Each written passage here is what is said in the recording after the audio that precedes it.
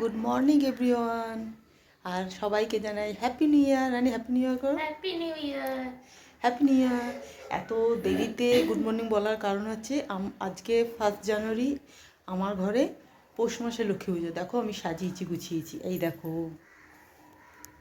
এইটা হয়েছে, জোগাড় করেছি। এইটা করতে করতে অনেক সময় লেগে গেছে, তার জন্য উঠেছি আমি অনেকক্ষণ। আমার এইগুলো সব জোগাড় হয়েছে, এখনও ঠাকুরমশাই আসেনি, ঠাকুরমশাই আসলে পুজো হবে। এগুলো সব জোগাড় টোগাড় করা হয়ে গেছে, ঘরের পুজো হয়ে গেছে, স্নান হয়ে গেছে, অনেক সকালে উঠেছি, অনেক সকালে উঠে সব হয়ে গেছে। তো সবাইকে জানাই শুভ নববর্ষ নয়, হ্যাপি নিউ ইয়ার, ইংরেজি নিউ ইয়ারের শুভেচ্ছা। সারা বছর 2026 সবার ভালো কাটুক, সবাই ভালো থেকো, সুস্থ থেকো, সবাইকে টাটা।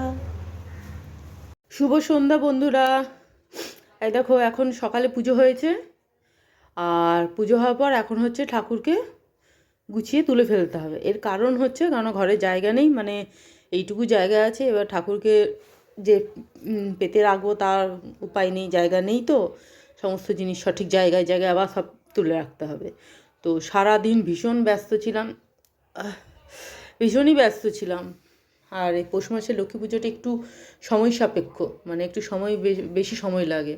তো যাই হোক, এই যে এই সব জিনিসগুলো দেখতে পাচ্ছ, এইগুলো সমস্ত সাজিয়েছি। এবার এইগুলোকে এই হাঁড়ির মধ্যে দিয়ে আবার যথাস্থানে রেখে দিতে হবে। তো এইটাই হচ্ছে এখন চলবে, এখন করব। আর এখন এই 7টা বাজে, সন্ধে দিলাম, সন্ধে দেওয়ার পর এবার তারপরটা পরেরটা পরে। তো তোমাদের সবাইকে আজকে হচ্ছে হ্যাপি নিউ ইয়ার 2026 সাল। দেখতে দেখতে একটা বছর কিভাবে পেরিয়ে গেল, আবার একটা বছর চলে এলো। তো জানি না, এখন সবে তো আজকে শুরু, 1 তারিখ, এখন গোটা বছরটা পড়ে আছে। তো আমি চাই আমিও ভালো থাকি, আমি চাই তোমরাও ভালো থাকো, সবাই ভালো থাকো। মা লক্ষ্মীর কৃপাতে সবাই যেন ভালো থাকে, সুখ সমৃদ্ধি সবার ঘরে ঘরে যেন আসে। সবাইকে শুভ সন্ধ্যার শুভেচ্ছা, টাটা। আর আরেকটা জিনিস দেখো না, এই শাড়িটা আমি এবারে কিনেছি মা লক্ষ্মীর জন্য।